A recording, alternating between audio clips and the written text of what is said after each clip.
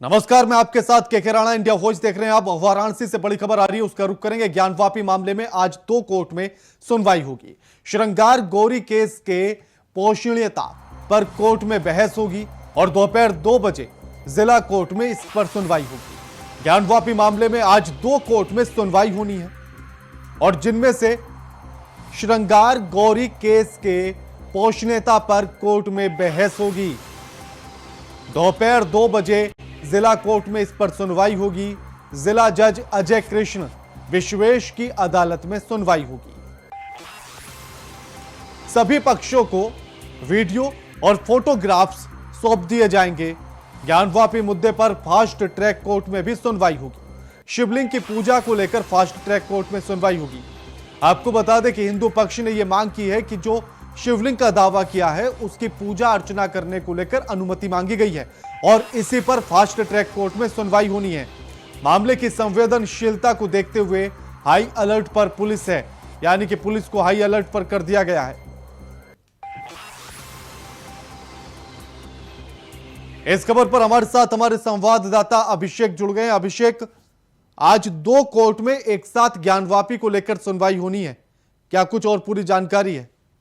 देखिए, कुल 2 मामले ऐसे हैं जिनको लेकर के आज बनारस के अलग अलग अदालतों में सुनवाई होनी है। पहला मामला है श्रृंगार गौरी नियमित दर्शन पूजन के मामले में इसकी वैधानिकता को लेकर के, जो कि जिला जज अजय कृष्ण विश्वेश की अदालत में होगा। 3 दिन पहले भी 2 घंटे करीबन लगातार बहस चली थी, उसके बाद सुनवाई पूरी नहीं हो पाई थी और उस पर आज फैसला आना है सुप्रीम कोर्ट के निर्देश के अनुसार कि ये श्रृंगार गौरी के नियमित दर्शन पूजन का मामला सुनवाई के लायक है या नहीं है। इसी से जुड़ी हुई 6-7 याचिकाएं और भी हैं इन जिला जज की अदालत में और उनकी प्राथमिकता भी तय की जानी है। दूसरा मामला है जो कि विश्व वैदिक सनातन संघ के जो अध्यक्ष हैं जितेंद्र सिंह बिसेन, उनकी पत्नी किरण सिंह की तरफ से एक याचिका दी गई थी सिविल जज रवि कुमार दिवाकर की अदालत में और उसमें यह मांग की गई थी कि जो ज्ञानवापी में शिवलिंग मिला है, जो उनके दावे के मुताबिक शिवलिंग है और जिसे मुस्लिम पक्ष लगातार फवारा बता रहा है, उसमें हमको दर्शन पूजन की इजाजत दी जाए, जिसे सिविल जज रवि कुमार दिवाकर ने उसे फास्ट ट्रैक कोर्ट को मूव करा दिया और फास्ट ट्रैक कोर्ट में जो विशेष जज हैं महेंद्र कुमार पांडे, वो इसकी सुनवाई करेंगे। उस दिन वो उपलब्ध नहीं थे, इसीलिए उस दिन सुनवाई शुरू नहीं हो पाई। आज उसकी सुनवाई 12 बजे के आसपास 12 बजे के आसपास उसकी सुनवाई शुरू होने वाली है। कुछ ही देर में वो सुनवाई शुरू हो जाएगी और ये मामला फास्ट ट्रैक में जाएगा कि ये मामला खारिज किया जाता है या इनकी याचिका पे और सुनवाई होगी, आगे मामला बढ़ेगा या नहीं बढ़ेगा। बिल्कुल अभिषेक, आज दोनों पक्षों को फोटोग्राफ्स और वीडियो भी सौंप दिए जाएंगे और उसके बाद उनसे आपत्ति मांगी जाएगी।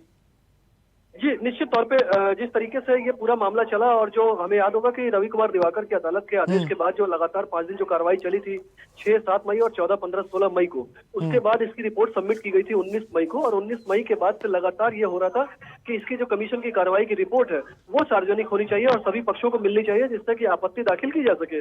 इसको लेकर के भी अदालत में सुनवाई हुई। जिला जज ने फिर आदेश दिया कि कमीशन के कार्रवाई की रिपोर्ट वो अधिकृत तौर पे सभी पक्ष जितने भी हैं, तो इसकी कुल तकरीबन 18 कॉपियां बनाई गई हैं और 18 कॉपियों को जो तमाम वादी और प्रतिवादी पक्ष हैं उनको देने के लिए ये कॉपियां तैयार की गई हैं और आज दोपहर के बाद तक उम्मीद की जा सकती है कि सभी पक्षों को वो मुहैया करा दी जाएंगे, जिसके बाद उसके वीडियो और जो फोटोग्राफ्स हैं जो कमीशन की कार्रवाई के दौरान हुए थे वो सार्वजनिक होने की उम्मीद है। तो ये एक बड़ा संवेदनशील मामला है। इसे लेकर के विश्व वैदिक सनातन संघ और जो अंजुमन इंतजामिया कमेटी है, इन दोनों ने आपत्ति दाखिल की थी कि ये वीडियो फोटोग्राफ सेंसिटिव कंटेंट है, इसका सार्वजनिक होना उचित नहीं है, लेकिन उसको दरकिनार करते हुए जिला जज ने यह आदेश दिया और कहा कि सभी पक्षों को इसकी दी जाए और इस पर अगर कहा जाए कि इस पे आपत्तियां दाखिल करें तो वो प्रोसेस आज पूरा होने की उम्मीद है और दोपहर के बाद माना जाना चाहिए कि दोपहर के बाद तक। अभिषेक, आखिर व्यवस्थाएं कैसी देखी जा रही हैं प्रशासन के द्वारा? सुरक्षा को लेकर क्या इंतजाम है? देखिए, जिस तरीके का ये संवेदनशील मामला है और इस मामले को लेकर के जिस तरीके से देवबंद में जो जमीयत उलेमा ने जो जलसा बुलाया था और जहाँ पे मुस्लिम धर्मगुरु पहुंचे थे, 5000 से ज्यादा की संख्या बता रही थी और जिस तरीके से उन्होंने दावा किया, उसे लेकर के वाराणसी प्रशासन शुरुआत से इस मामले को लेकर चौकन्ना है। जो कचहरी परिसर है उसमें पूरी तरह से जो है मीडिया की एंट्री को बैन किया गया है। वहाँ पे किसी तरह के कैमरामैन या किसी तरह के रिपोर्टर जो है वो रिपोर्टिंग नहीं कर सकते हैं। उसके अलावा अगर बात की जाए शहर में, तो इंटेलिजेंस को खास तौर से बहुत ज्यादा अलर्ट मोड पे रखा गया है। सबसे बड़ी जो खास बात मैं बताना चाहूंगा कि इंटेलिजेंस को इस बात के लिए तैयार किया जा रहा है कि वो पता करे कि बीते कुछ दिनों में या बीते कुछ महीनों में पाकिस्तान से या बांग्लादेश से कौन आया है, कौन गया है, कौन बाहरी, तो तमाम जितने भी होटल्स हैं वहां पे जो चेकिंग के रजिस्टर होते हैं उनको खंगाला जा रहा है। हर आदमी पे के ऊपर में एक नजर रखी जा रही है।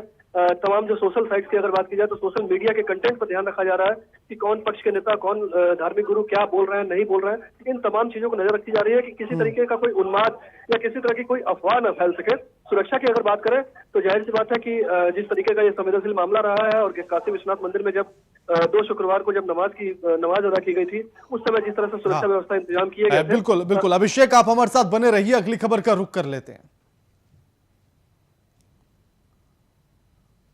वाराणसी के ज्ञानवापी को लेकर बड़ी खबर आ रही है। निर्मोही अखाड़ा भी करेगा ज्ञानवापी मामले में अपना दावा पेश। ज्ञानवापी को लेकर एक और बड़ी खबर, निर्मोही अखाड़ा भी करेगा ज्ञानवापी मामले में अपना दावा पेश। निर्मोही अखाड़ा ज्ञानवापी में शिवलिंग की पूजा के अधिकार को लेकर मांग करेगा। जो शिवलिंग मिलने का दावा हिंदू पक्ष के द्वारा किया गया है, अब उसको लेकर एक याचिका पहले ही दी जा चुकी है जिसमें कहा गया है कि उस शिवलिंग की पूजा अर्चना करने की अनुमति दी जाए। अब इसी के साथ इसी रण में निर्मोही अखाड़ा भी कूद गया है। साथ ही उसका यह कहना है कि शिवलिंग की पूजा के अधिकार को लेकर वो भी मांग करेगा। श्रृंगार गौरी दर्शन के लिए आंदोलन करने वाले पूर्व शिव सैनिक अरुण पाठक भी याचिका देंगे।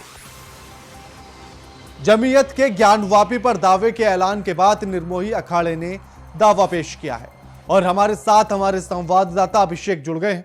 अभिषेक, अब निर्मोही अखाड़ा भी इस रण में कूद चुका है और उसने भी कह दिया कि दावा वो भी करेगा कि पूजा का अधिकार अब मिलना चाहिए। देखिए, इस बात का अंदेशा बिल्कुल था कि ये मुद्दा कहीं ना कहीं धार्मिक धर्मगुरुओं को अपनी ओर आकर्षित करेगा। और जैसे ही बरेली के देवबंद में जो जलसा हुआ और मुस्लिम पक्ष के जो सबसे बड़ी संस्था है जमीयत उलेमा, उसके मौलाना मदनी की ओर से जो ये दावा किया गया कल कि वो ज्ञानवापी पर अपना दावा नहीं छोड़ेंगे, उसे देखते हुए तुरंत ही देखा जाना चाहिए कि जो अखाड़ा परिषद है, अखाड़ा परिषद मतलब हिंदुओं के धर्म से जुड़ा हुआ जो अखिल भारतीय अखाड़ा परिषद है, वो सबसे बड़ी एक संस्था है जो कि धर्म के काम के तौर पे जानी जाती है।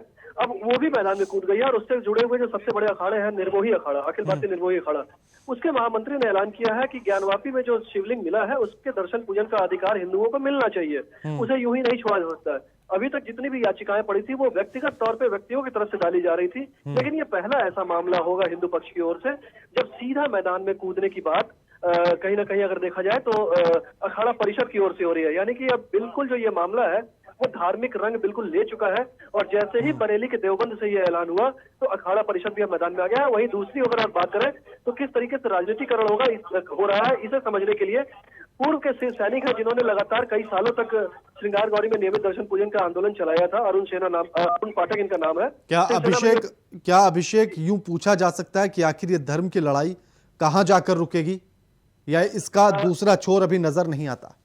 देखिए, निश्चित तौर पे जिस तरीके से याचिकाओं पे याचिकाएं और वादी पर वादी बनने की जो होड़ सी मची हुई है और जैसे राजनीतिक और धार्मिक जो उन्माद के जो भाषण दिए जा रहे हैं लगातार, उससे ये माहौल बिल्कुल निश्चित तौर पे और खराब होता जा रहा है। और इसी को ये देखना चाहिए कि ये जो निर्मोही अखाड़ा आया है, ठीक उसके बाद जब देवबंद में इस तरीके का बयान आया तो ये बिल्कुल स्वाभाविक सी प्रतिक्रिया थी जिसकी उम्मीद लगातार की जा रही थी कि आखिर जो हिंदू संगठन है, चाहे वो अखाड़ा परिषद हो चाहे संत समिति हो, वो क्यों नहीं आ रही है। अभी तक ये मामला धार्मिक रंग नहीं ले रहा था, लेकिन अब पूरी तरह से धार्मिक रंग ले चुका है अखाड़ा परिषद के आने के बाद। और वहीं अगर राजनीतिक पहलू की बात करें तो पूर्व शिवसेना के जो पूर्व प्रदेश महासचिव थे अरुण पाठक, जिन्होंने कई सालों तक लगातार आंदोलन किया था इस मामले को लेकर के, वो भी अब याचिका देने की तैयारी में है और वो भी कह रहे हैं कि हम इसमें एक पक्षकार बनना चाहते हैं। तो कहीं ना कहीं पूरी तरह से जो धार्मिक संगठनों और राजनीतिक संगठनों की जो गोलबंदी थी वो ज्ञानवापी मामले को लेकर के अब खुलकर सामने है। बिल्कुल कोई पक्ष ये नहीं कह सकता है कि हमें अदालत की बात माननी है या नहीं माननी है, क्योंकि सारे पक्ष खुल करके अब पार्टी बनने के लिए बिल्कुल तैयार है। शुक्रिया अभिषेक आपका हमारे साथ ये तमाम बातचीत करने के लिए और जानकारी साझा करने के लिए। और इसी बीच खबर लखनऊ से, आरएलडी अध्यक्ष जयंत ने किया है नामांकन। राज्यसभा सीट के लिए जयंत चौधरी ने अपना नामांकन कर दिया है। समाजवादी पार्टी और आरएलडी के राज्यसभा के संयुक्त प्रत्याशी हैं जयंत चौधरी। जयंत चौधरी ने राज्यसभा के लिए अपना नामांकन दाखिल कर दिया है। नामांकन के दौरान अखिलेश यादव भी मौजूद रहे। विधानसभा के टंडन हॉल में नामांकन किया गया। बड़ी खबर ये आपके टीवी स्क्रीन पर नामांकन के दौरान अखिलेश यादव भी मौजूद रहे। विधानसभा के टंडन हॉल में किया गया नामांकन।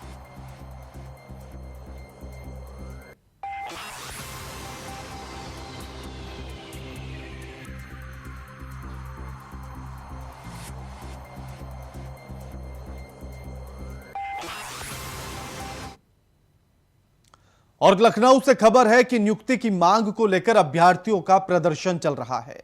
लखनऊ के परिवर्तन चौक पर जोरदार प्रदर्शन कर रहे हैं अभ्यर्थी।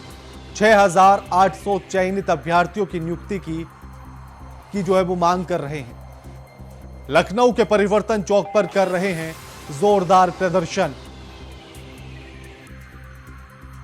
6,800 चयनित अभ्यर्थियों की नियुक्ति की मांग कर रहे हैं। हजारों दलित, पिछड़े, दिव्यांग अभ्यर्थी प्रदर्शन में शामिल हैं। तस्वीरें आपकी टीवी स्क्रीन पर हैं। पुलिस ने विधानसभा के सामने प्रदर्शन करने से रोका और इसी के साथ लखनऊ के परिवर्तन चौक पर यह प्रदर्शन की तस्वीरें आपकी टीवी स्क्रीन पर हैं। हाथों में पोस्टर, बैनर लेकर अभ्यर्थी सड़कों पर उतर पड़े हैं। पोस्टरों पर लिखा है, पिछड़े दलितों की यही पुकार, नियुक्ति दो सरकार। इस खबर पर हमारे साथ हमारे संवाददाता सिद्धार्थ जुड़ गए। सिद्धार्थ, एक तरफ सरकार कह रही है कि हम हर हाथ रोजगार देंगे और दूसरी तरफ अभ्यर्थी सड़कों पर उतर आए हैं रोजगार और नौकरी मांगने के लिए, नियुक्ति मांगने के लिए। जी बिल्कुल, कहीं ना कहीं इस भर्ती को लेकर ये मांग कर रहे हैं कि इनको नियुक्ति दी जाए। तो कहीं सरकार के कई दिनों से अपना धरना प्रदर्शन कर रहे हैं। ये पहली बार नहीं है, इससे पहले भी कई बार इन्होंने धरना प्रदर्शन किया है। इनका कहना है कि आरक्षण के नियमों का पालन नहीं किया गया और इस कारण से बाहर हो गया। तो ये सरकार से मांग कर रहे हैं कि नियुक्ति दी जाए। अब देखना ये सरकार क्या निर्णय लेती है। जी बिल्कुल, सरकार क्या निर्णय लेती है तो देखना ही होगा। लेकिन ऐसे में अभ्यर्थियों का जो एक हुजूम है, जो सैलाब इस प्रदर्शन में नजर आ रहा है, आखिर प्रदर्शनकारियों ने भी कुछ कहा होगा सिद्धार्थ? जी बिल्कुल, इनकी लगातार यही मांग रही है कि हमें जो आरक्षण नीति है उसके तहत इस भर्ती को नहीं पूरा किया गया है। तो कहीं ना कहीं ये लगातार इस तरह की मांग कर रहे हैं, जल्द इनको नियुक्त पद दे दिया जाए। और ये लगातार विधानसभा के पहले भी इको गार्डन में प्रदर्शन कर चुके हैं। सरकार ने आश्वासन दिया था कि जल्द सब कुछ ठीक हो जाएगा, लेकिन अभी तक ऐसा कुछ हुआ नहीं। शिक्षा मंत्री से भी मिल चुके हैं। तो कहीं ना कहीं सरकार एक शिक्षा मंत्री ने इनसे एक वादा किया था कि जल्द इस भर्ती को पूरा कर लिया जाएगा, लेकिन अभी तक ऐसा कुछ हुआ नहीं। इसके लिए मजबूर होकर, और इनकी संख्या काफी ज्यादा है। बिल्कुल सिद्धार्थ, तस्वीरों में भी जो हम देख रहे हैं और जहां तक नजर जा रही है, जहां तक कैमरा कैच कर पा रहा है, वहां तक सिर्फ प्रदर्शनकारी नजर आ रहे हैं। ऐसे में कैसे समझा जाए कि क्या सरकार ने वादा खिलाफी की है ये, या फिर नियुक्तियों में इतनी देरी का कारण क्या है? देखिए, हम आपको बता दें कि जो यूपी की काफी भर्तियां जो कोर्ट में फंसी हुई है, लेकिन सरकार लगातार पैरवी कर रही है। लेकिन कहीं ना कहीं जो अधिकारी हैं वो इसको लेकर कहीं ना कहीं इतना ज्यादा इस मामले को लेकर इतना ज्यादा अपने आप बिजी रहते हैं, मतलब कहीं ना कहीं इन सब चीजों को कोर्ट में जल्दी निपटारा नहीं होता। कहीं ना कहीं निपटारा न होने के कारण ये स्थिति हो जाती है। अब इनका जो इनके बैनर पोस्टर्स में साफ लिखा है कि 2 साल से मानसिक प्रताड़ना झेल रही है अभ्यर्थी। तो कहीं ना कहीं ये सब चीजें काफी परेशान करने वाले के लिए होती है। सरकार वादे करती है कि जल्द सब ऐसे में सिद्धार्थ, इनके इस बैनर पर नजर दौड़ाना और फिर गौर करना बड़ा जरूरी है। बैनर पर लिखा हुआ है कि मुख्यमंत्री जी के आदेश का पालन करे बेसिक शिक्षा विभाग, यानी कि मामला विभाग में अटका है। आखिर अधिकारियों की इस लापरवाही के पीछे क्या कारण है? जबकि सरकार एक तरफ 100 दिन का टारगेट दे रही है, सरकार अपने आप को सक्रिय दिखा रही है, लगातार बैठकें की जा रही हैं अधिकारियों से और कहा जा रहा है कि समय से काम का निपटारा किया जाए, उसके बाद भी इतनी देरी का आखिर कारण क्या है?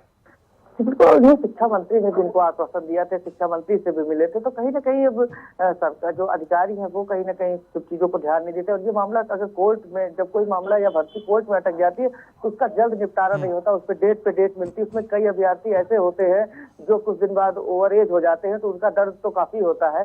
तो कहीं ना कहीं अब 2 साल हो गए किसी भर्ती को शुरू हुए। आप समझ सकते हैं कितनी बार कितनी दूर दूर जिलों से आए हैं, कोई हमीरपुर, कोई आजमगढ़। तो इस तरीके से इस गर्मी में लगातार प्रदर्शन करना कहीं ना कहीं ये देखने पे ही काफी असहज महसूस होता है। तो कहीं ना कहीं अब देखना ये है बिल्कुल, और साथ ही इन तस्वीरों से विभाग को अपनी आंखों को खोलने की जरूरत है। शुक्रिया सिद्धार्थ आपका हमारे साथ ये तमाम बातचीत करने के लिए और जानकारी साझा करने के लिए। मुख्यमंत्री योगी आदित्यनाथ ने गोरखपुर के गोरख मंदिर में आज जनता दरबार लगाया। उन्होंने लोगों की समस्याओं को सुना, साथ ही उनकी समस्याओं के समाधान के लिए अधिकारियों को सख्त निर्देश भी दिए। मुख्यमंत्री योगी आदित्यनाथ ने गोरखनाथ मंदिर में लगाया जनता दरबार। यह तस्वीरें जनता दरबार की आपके टीवी स्क्रीन पर, जहां बच्चे के साथ यानी कि बच्चे को खिलाते हुए नजर आ रहे हैं और साथ ही लोगों की समस्याओं को सुनते हुए नजर आ रहे हैं मुख्यमंत्री योगी आदित्यनाथ। साथ ही अधिकारियों को भी सख्त निर्देश दिए हैं कि इन समस्याओं का निपटारा जल्द से जल्द कराया जाए और जनता को इन समस्याओं से निजात दिलाया जाए।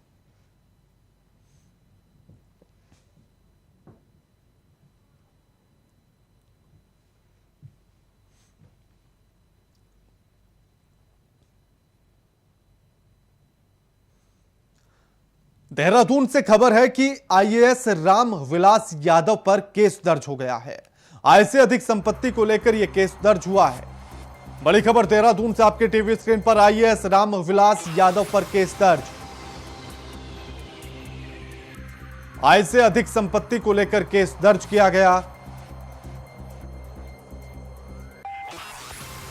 एलडीए के सचिव और मंडी परिषद में अपर निदेशक रह चुके हैं राम विलास।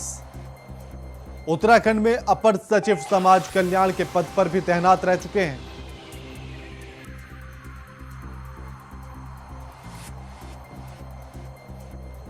आईएएस राम विलास यादव पर केस दर्ज। आय से अधिक संपत्ति को लेकर यह केस दर्ज किया गया।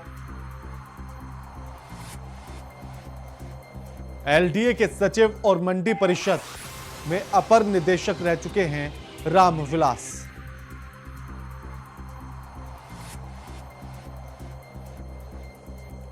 उत्तराखंड में अपर सचिव कल्याण भी रह चुके हैं। आईएएस राम विलास यादव पर केस दर्ज। आय से अधिक संपत्ति को लेकर यह केस दर्ज किया गया, यानी कि सीधा सीधा मतलब है कि भैया भ्रष्टाचार हुआ है।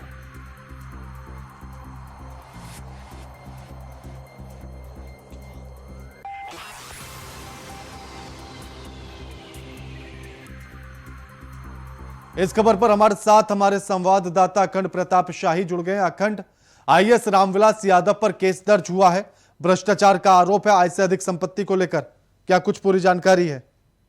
देखिए, आईएएस रामविलास यादव पर जब एलडीए के सचिव थे और मंडी परिषद के अपर निदेशक भी रह चुके हैं, तो उस वक्त में मौजूदा वक्त में ये जरूर उत्तराखंड में पोस्टेड हैं और वहां पे अपर सचिव समाज कल्याण के रूप में काम कर रहे हैं। लेकिन उनके ऊपर जो मुकदमा दर्ज किया गया है, जो मामला दर्ज किया गया है, जांच इसके लिए शुरू की जानी है, वो आय से अधिक संपत्ति का मामला है और भ्रष्टाचार का आरोप है इनके ऊपर। तो इन सारी चीजों के बीच में अपनी नौकरी के दौरान जिस तरीके से भ्रष्टाचार के आरोप इनके ऊपर लगे, उन सारी चीजों की जांच के लिए ही इसको संस्तुति की गई है। और अब ये जांच उनके उत्तराखंड में पोस्टिंग के दौरान भी ये जांच होगी और अब ये जांच कभी भी शुरू हो सकती है।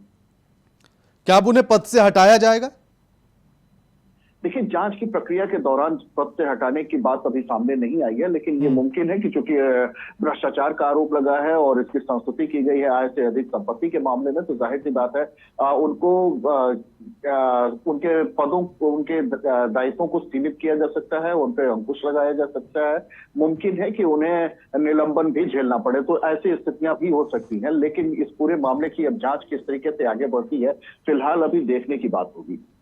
अखंड, आखिर आईएएस रामविलास यादव का इतिहास क्या कुछ कहता है? देखिए, इनके ऊपर आरोप तो पहले भी लगते रहे हैं। जब वो उत्तर प्रदेश में पोस्टेड थे, लखनऊ में खासतौर पे मंडी परिषद के अपर निदेशक थे, उस दौरान भी इनके ऊपर आरोप लगे थे। तो सचिव भी थे एलडीए के, तो उस दौरान भी इनके ऊपर आरोप लगे थे। लेकिन चूंकि सत्ता उस समय समाजवादी पार्टी की थी और जांच की बात संस्तुति उनके ऊपर नहीं की गई थी, तमाम भ्रष्टाचार के आरोप लगते रहे। लेकिन अब जब वो उत्तराखंड में है, उत्तराखंड में समाज कल्याण के अपर सचिव हैं, तो वहां पे यानी कि यूं कहा जाए कि यादव कनेक्शन काम आया था उनके। देखिए, सरकार से नजदीकियां हमेशा फायदेमंद होती हैं। जो तमाम अधिकारी होते हैं वो इसीलिए सत्ता के करीब पहुंचने की कोशिश में लगे रहते हैं, तमाम जोड़ तोड़ और जुगाड़ लगाए रहते हैं। तो उसका फायदा निश्चित तौर पर उनको मिला होगा। अपने समय में समाजवादी पार्टी सरकार में काफी कद्दावर आईएएस माने जाते थे, और चूंकि जो यादव कनेक्शन की बात है, तो उस यादव कनेक्शन से भी कहीं ना कहीं उनका जुड़ाव तो था ही। बिल्कुल। अब क्या यूं कहा जाए कि जब इस पूरे मामले की जांच होगी तो कहीं ना कहीं जो कीचड़ होगा वो तमाम जगहों पर उछलेगा, तो सफेद पोश वाले लोग भी इसमें शामिल हो सकते हैं। निश्चित तौर पर बहुत सारी चीजें जब जांच की प्रक्रिया आगे बढ़ती है, तो कहां से जो आय से अधिक की जो संपत्ति है, उस संपत्ति को कहां से अर्जित किया गया है, उस अर्जन की बात जब जड़ तक पहुंचने की कोशिश होती है, और तमाम एजेंसीज, चाहे वो इनकम टैक्स हो, चाहे वो ईडी हो, इस तरीके की एजेंसीज अगर पीछे पड़ती हैं, तो निश्चित तौर पर जो बाल की खाल भी निकालने की कोशिश होती है। एक एक दस्तावेज की बारीक जांच होती है, तमाम कनेक्शन की जांच होती है, जो लेन देन हुआ है, जो जिनके प्रमाण हैं और जिनके प्रमाण नहीं है, उन पे भी बड़ी बारीक पूछताछ होती है। तो जाहिर सी बात है, बहुत सारे कनेक्शन निकल के सामने आ सकते हैं। और चूंकि लंबे समय तक वो महत्वपूर्ण पदों पर रहे हैं, और मौजूदा दौर में भी उत्तराखंड में बतौर आईएएस अधिकारी वो पोस्टेड है समाज कल्याण विभाग में अपर सचिव के तौर पर, तो जाहिर सी बात है उनके लिए अब ये मुश्किलों का दौर शुरू हो गया है, ये कहा जा सकता है। बिल्कुल। शुक्रिया अखंड जी आपका हमारे साथ ये तमाम बातचीत करने के लिए और जानकारी साझा करने के लिए।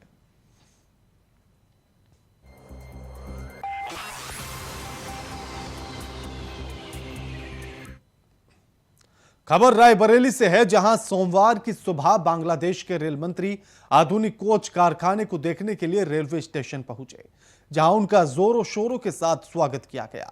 रेल मंत्री नूरुल इस्लाम एक दिवसीय दौरे पर हैं। रायबरेली में कुछ देर रुकने के बाद लालगंज में संचालित आधुनिक रेल कोच के निरीक्षण के लिए रवाना हुए, जहां कोच कारखाने की कार्यप्रणाली का निरीक्षण करेंगे।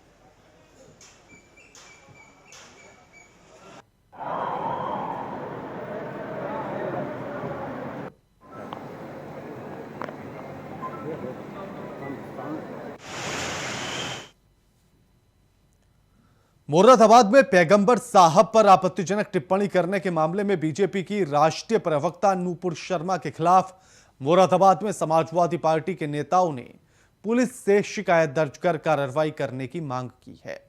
आपको बता दें कि मुगलपुरा कोतवाली में समाजवादी युवाजन सभा के पूर्व प्रदेश उपाध्यक्ष सैयद मसूद उल हसन ने समाजवादी पार्टी के कार्यकर्ताओं के साथ वो थाने पहुंचे और शिकायत दर्ज कराई। फिलहाल इस पूरे मामले की पुलिस जांच कर रही है।